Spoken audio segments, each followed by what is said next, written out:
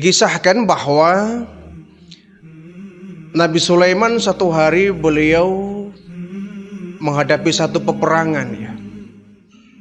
Beliau menemukan ada komunitas satu kerajaan yang dia syirik kepada Allah. Menyembahnya adalah matahari. Yang kerajaan itu ada di tengah-tengah lautan. Kemudian Nabi Sulaiman pun berdakwah, menyampaikan surat kepada sang raja yang istananya ada di tengah-tengah lautan. Tetapi ajakan Nabi Sulaiman itu dibantahnya dan tidak mau mengikuti ajakannya melaksanakan syariat Allah Subhanahu wa taala. Maka peperangan pun terjadi antara pasukan Nabi Sulaiman dengan pasukan musuh yang ada di tengah-tengah lautan.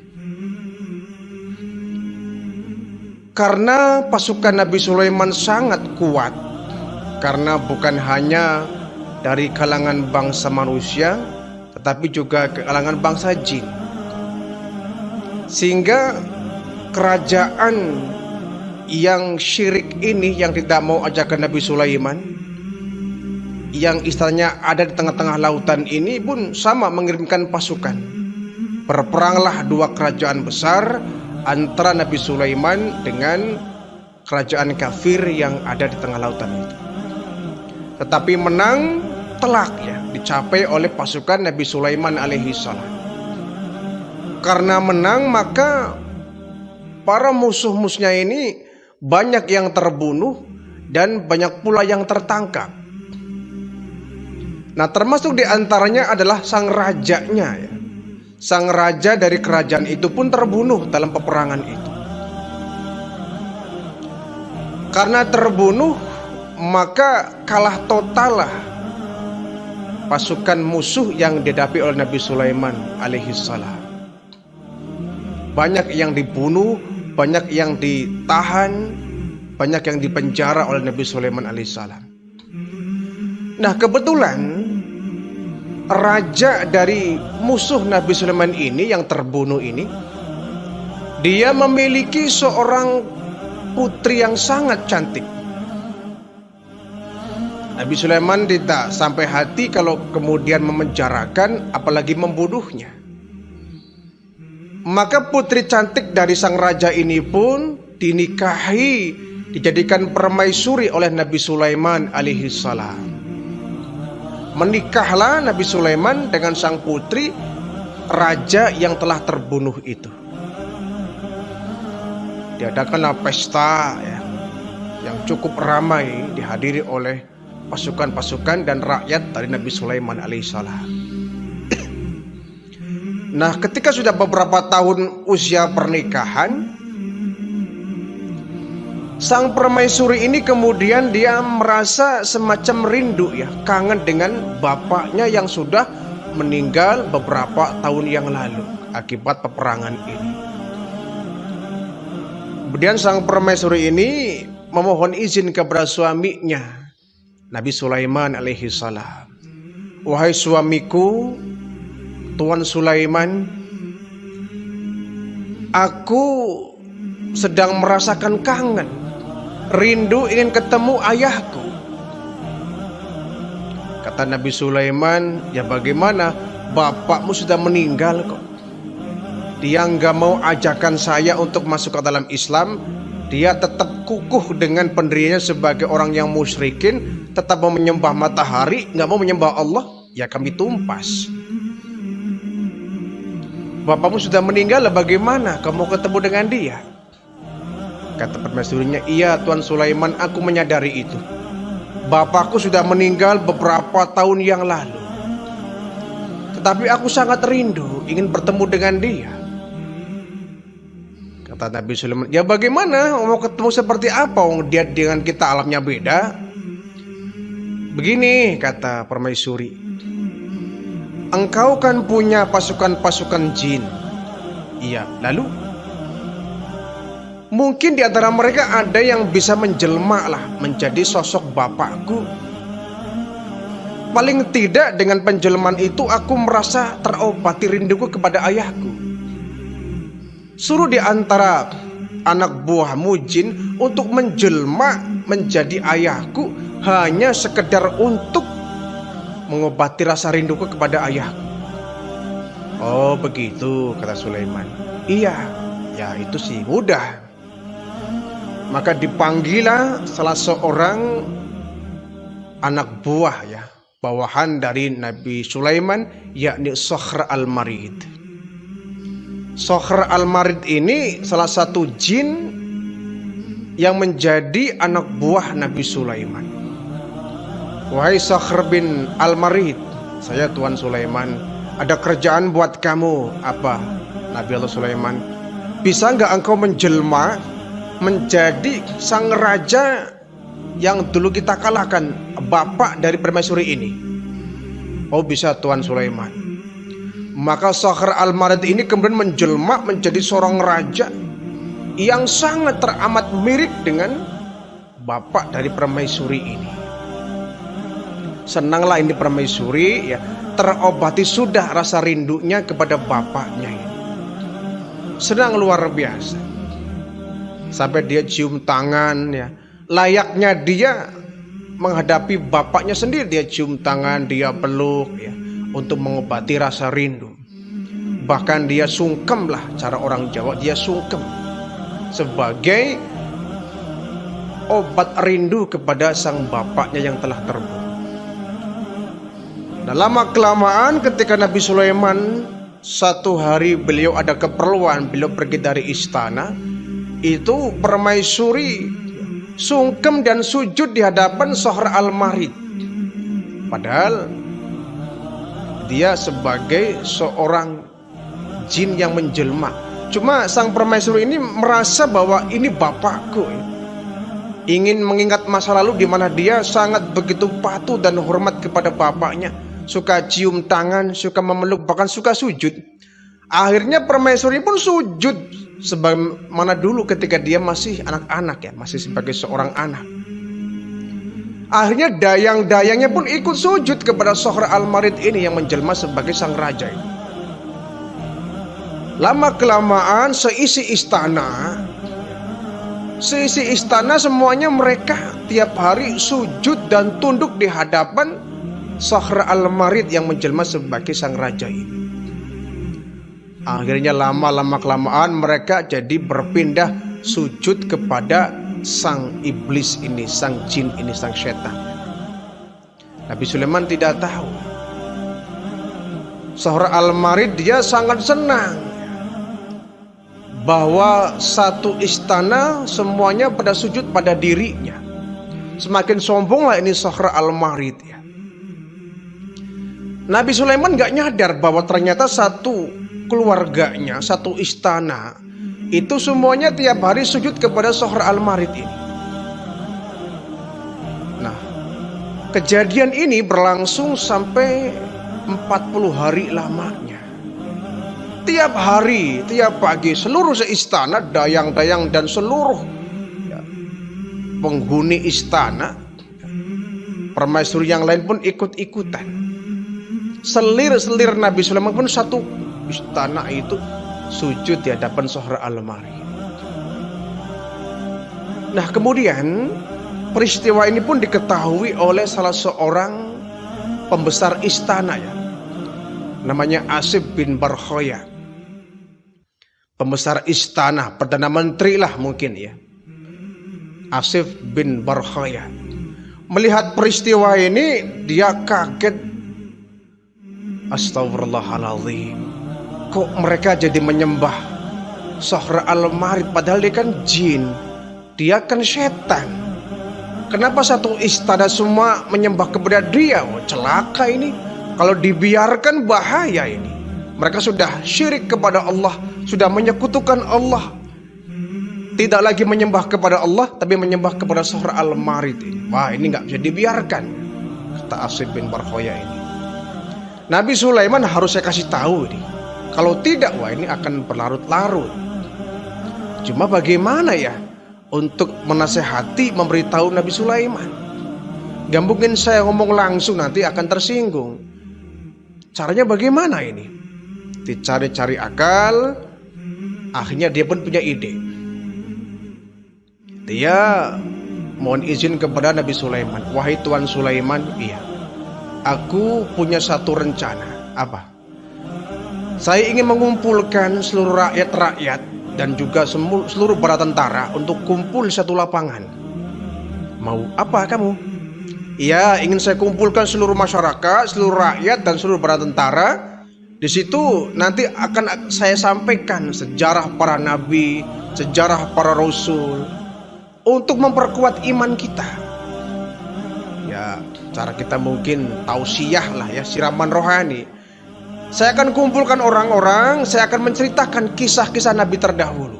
Oh, itu bagus. Itu ide bagus ya. Dikumpulkanlah orang satu lapangan luas. Di situ Asif bin Barkhoya kemudian ceramah ya. Yang isi ceramahnya adalah menceritakan kisah-kisah nabi terdahulu.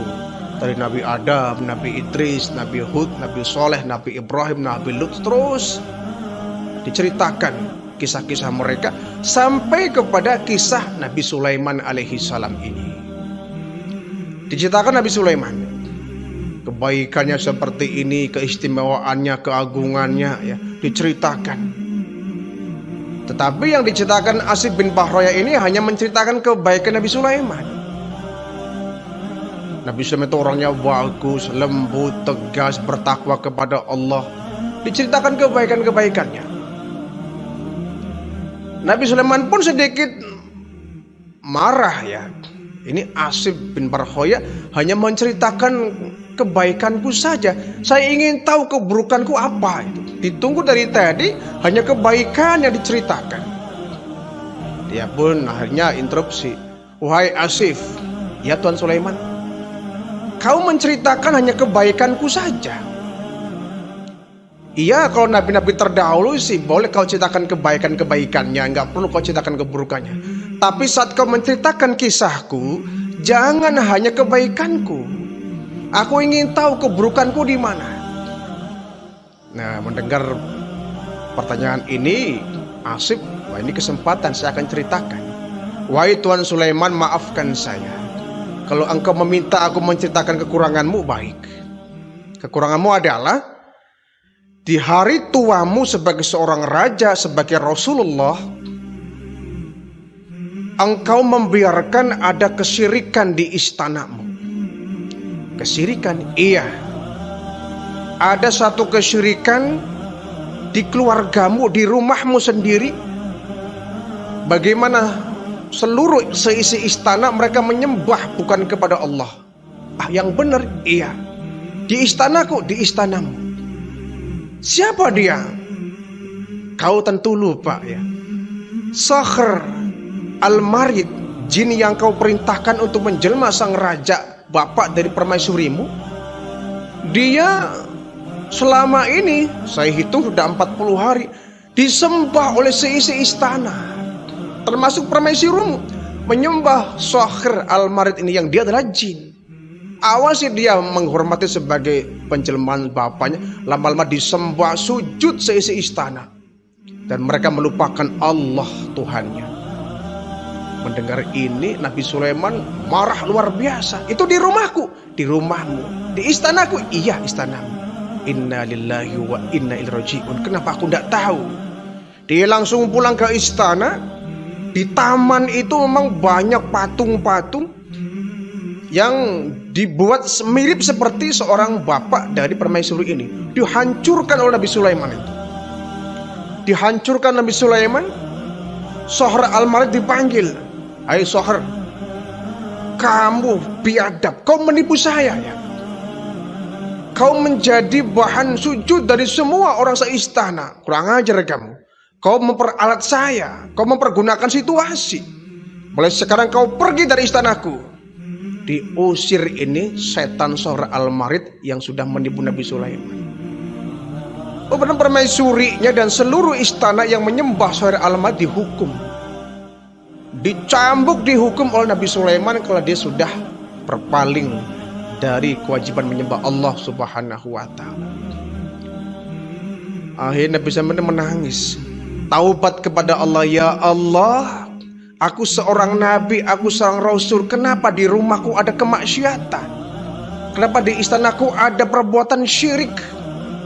Dia nangis sujud mohon ampun kepada Allah Subhanahu wa taala. Kemudian dia pun barangkali sedang kalut pikirannya. Dia pergi dari istana ya dengan membawa beberapa perbekalan. Dia pergi keluar istana, ingin menyendiri, ingin berkhalwah ya, menenangkan pikiran, mencari tempat yang sepi untuk sujud dan bertobat kepada Allah, bertakarub ya, bermunajat, mohon ampun kepada Allah. Pergi pagi, pulang sore, besoknya lagi berangkat lagi, pulang sore, terus itu meninggalkan istana. Jadi selama siang itu istana kosong tanpa adanya Raja Sulaiman ini. Nah satu hari karena kebiasaan beliau ini, ketika pulang dari bepergian, beliau ingin buang hajat ya ke kamar kecil, mungkin cara kita WC itu ya. Dia dari bepergian masuk ke kamar kecil ingin buang air kecil. Kebetulan Nabi Sulaiman ini memiliki cincin ya, punya cincin yang setiap kali beliau masuk kamar kecil pasti dilepas cincin itu. Dia punya seorang pembantu namanya Aminah. Setiap kali beliau masuk kamar kecil pasti itu cincin diambil dan dititipkan kepada Aminah. Aminah, saya titipkan cincin, saya mau kamar kecil. Baik Tuanku Sulaiman. Nabi Sulaiman masuk ke kamar kecil, kemudian cincinnya dikasihkan titipan kepada Aminah.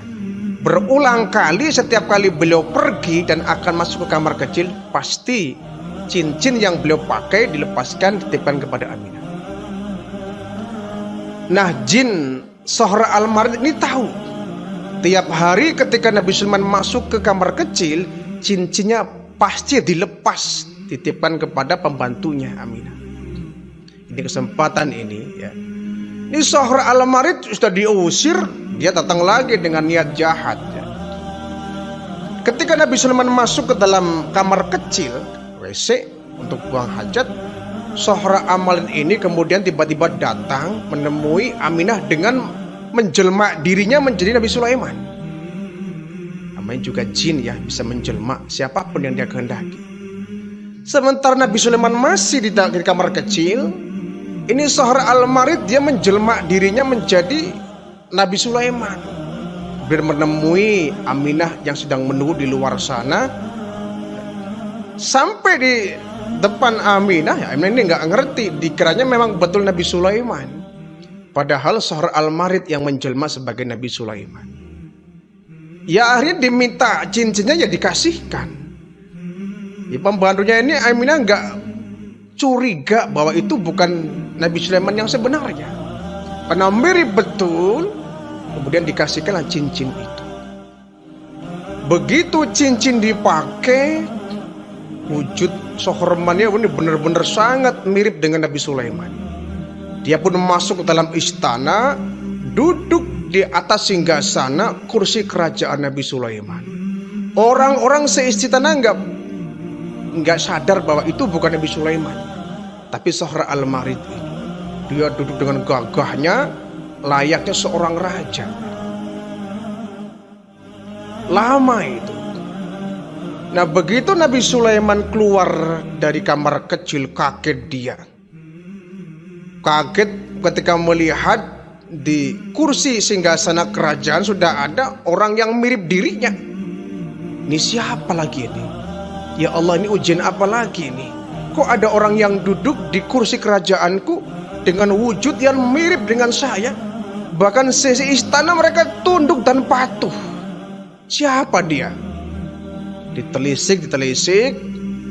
Kemudian Asif bin Barhoya menceritakan lagi, wahai Sulaiman, yang duduk di istana istanamu adalah jin yang dulu kau usir. Sohra, betul. Kurang ajar dia. 2 kali dia menipu saya. Ya semua orang ketika datang di tengah-tengah mereka, Nabi Sulaiman yang nggak menyangka bahwa orang-orang itu nggak mengenali dirinya. Yang disangka duduk di atas kursi kerajaan itulah Nabi Sulaiman. Ketika beliau keluar dari kamar kecil, ya orang nggak menyangka itu Nabi Sulaiman. Apa disangkanya? Nabi Sulaiman itu yang sedang duduk di istana, yang padahal dia adalah Sohr al-Marid ini. Marah Nabi Sulaiman, tapi dia tidak berdaya. Akhirnya dia, sudahlah, sementara saya pergi dulu dari istana. Nabi Sulaiman pergi dari istana, ya, menenangkan pikiran, biarkan Sohr al-Marid dia menjadi seorang raja, tapi kapan waktunya dia pasti akan jatuh dari kerajaanku. Nabi Sulaiman pun pergi, ya, mencari tempat yang kira-kira bisa meneduhkan pikirannya, menenangkan jiwanya, ya, menghadapi problematika yang ada dalam istananya. Pergi jalan kaki menyusuri tempat-tempat, ya, lorong-lorong, ya, kampung-kampung, sampai kemudian dia menemukan ada satu rumah kecil, sederhana. Dia ingin berteduh dan dia ingin meminta makanan, ya, karena perbekalan yang dia bawa dari istana kemudian habis. Dia lapar, kemudian dia menemukan rumah, dia berniat ingin meminta sedikit makanan. Assalamualaikum. Waalaikumsalam warahmatullah. Ketika dibuka pintunya, ada seorang perempuan di dalamnya. Anda siapa? Saya Sulaiman. Oh, Sulaiman, iya. Bolehkah saya mampir di rumahmu? Boleh nggak saya berteduh di rumahmu? Ini di luar istana sangat panas. Saya ingin berteduh di rumahmu, boleh tidak? Dan kalau bisa minta makanan, aku sangat lapar. Oh, boleh Tuan. Tetapi mohon maaf, Tuan nggak boleh masuk ke rumah saya. Kenapa? Suamiku sedang tidak ada di rumah. Oh, baik, tidak apa-apa, saya tidur saja di luar. Ya. Nah, kebetulan di samping rumah si ibu ini ada kebun, ya. Ada kebun yang di situ ada buah-buahan juga. Nabi Sulaiman nggak maksa, dia seorang raja tapi dia duduk di kebun. Duduk di kebun sambil tiduran, mungkin capek, letih, ya. Capek, letih, lapar. Dia sedang makan buah di kebun itu sambil tiduran. Akhirnya tidur beneran. Itu badan Nabi Sulaiman yang mulia digerumuti semut, digerumuti cacing, dan semua yang ada di tanah itu, ada belatung, ada ulat, pada merambat menggerumuti tubuh Nabi Sulaiman yang sedang tidur. Sampai kemudian datang seekor ular. Tapi ular bukan sembarangan ular, ya. Ini ular menebarkan bau yang sangat wangi. Ular ini atas izin Allah, ya, diperintahkan oleh Allah untuk menjaga Nabi Sulaiman. Ular ini menebarkan bau yang sangat wangi, sehingga semua hewan, cacing, ya, lalat, semut yang menggerumuti tubuh Nabi Sulaiman berpindah menggerumuti sang ular tadi yang baunya wangi. Gak lama kemudian sang suami dari perempuan ini pun datang. Suamiku, iya, tadi ada tamu, dia minta makan dan ingin masuk ke dalam rumahku. Cuma aku gak berani karena engkau tidak ada di rumah. Mana orangnya? Itu lagi tidur di kebun. Dilihatnya, ini bukan sembarangan orang istriku. Ini Nabi Rasul ini. Lihat, dia ditemani oleh sang ular.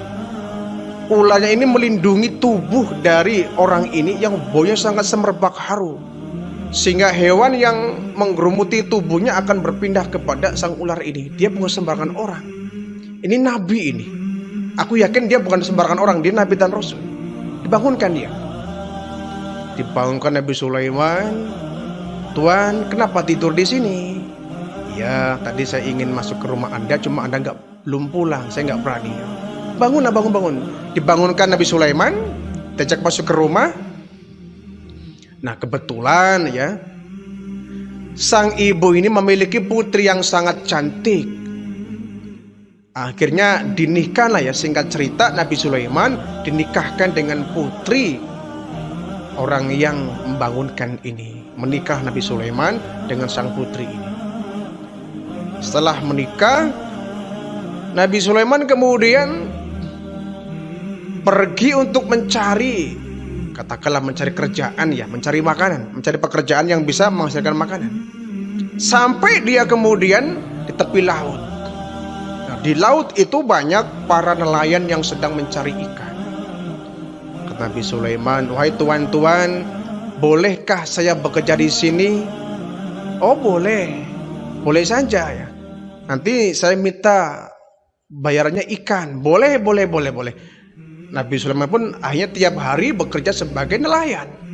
Padahal beliau seorang rasul, seorang nabi, cuma beliau tetap ya, karena beliau manusia biasa, tetap menjalankan syariat sebagai manusia biasa. Tiap hari jaring ikan, ya, pulang dapat ikan, dapat uang untuk makan. Ya. Tiap hari begitu, bolak-balik ke laut sebagai nelayan, menangkap ikan dan kemudian dapat makanan untuk dimakan bersama-sama. Nah, sementara di istana Nabi Sulaiman ini, Sohra Al-Marid ini, karena dia bukan Nabi Sulaiman yang sebenarnya, tapi orang se-istana, bahkan seluruh rakyat menganggap bahwa itu Nabi Sulaiman, padahal Sohra Al-Marid. Lama-lama tingkahnya menyebalkan, tingkahnya aneh, tingkahnya bikin orang kesel. Wong dia bukan nabi, dia Sohra, dia jin ya. Orang banyak ini kayak Nabi Sulaiman kok wataknya begini. Orang banyak menghindar, banyak nggak percaya dengan omongan Sohra Al-Marid yang semakin ngaco, juga jin. Orang banyak yang mencuekin Sohra Al-Marid ini. Hanya dia pun jenuh di istana. Dia jenuh di istana, kemudian cincin yang dia pakai yang milik Nabi Sulaiman ini diambil oleh dia sendiri, dilemparlah ke laut. Dilempar ke laut, kemudian Sohra Al-Marid ini pun pergi, meninggalkan istana, jenuh barangkali ya. Cincin dilempar di laut, kemudian cincin tadi dimakan oleh ikan. Dimakan oleh ikan. Nah, kebetulan sekali ikan yang memakan cincin Nabi Sulaiman ini salah seekor ikan yang ditangkap oleh Nabi Sulaiman. Ditangkap, ya, Nabi Sulaiman tidak tahu bahwa di antara ikan yang dia tangkap ada ikan yang memakan cincin yang dilempar tengah laut itu. Ditangkap, kemudian ikan itu pun dibawa oleh Nabi Sulaiman ke rumah untuk dimasak. Dibelahlah satu persatu ekor ikan yang ditampakkan Nabi Sulaiman. Terkejut luar biasa istri Nabi Sulaiman ini ketika membelah salah seekor ikan itu. Ketika dibelah, ada satu ekor yang perutnya ada cincinnya. "Suamiku, iya, ini ada ikan di perutnya ada cincin." "Apa iya?" "Iya." Ketika dibelah, subhanallah, masya Allah, ini cincin saya. Dalam hatinya, ini cincin saya, kok bisa ada di perut ikan ini? Akhirnya dia sujud syukur, cincin yang dipakai oleh Sohra Al-Marid ini bisa kembali, dipakai kembali oleh Nabi Sulaiman. Ketika dipakai, wujud Nabi Sulaiman kembali sempurna, bukan lagi seorang nelayan, dia menjadi seorang raja. Diceritakanlah kepada keluarga dan istrinya bahwa dia sebenarnya adalah Nabi Sulaiman Rasulullah yang pergi dari istana. Akhirnya Nabi Sulaiman dia pulang ke istana, kembali menjadi raja.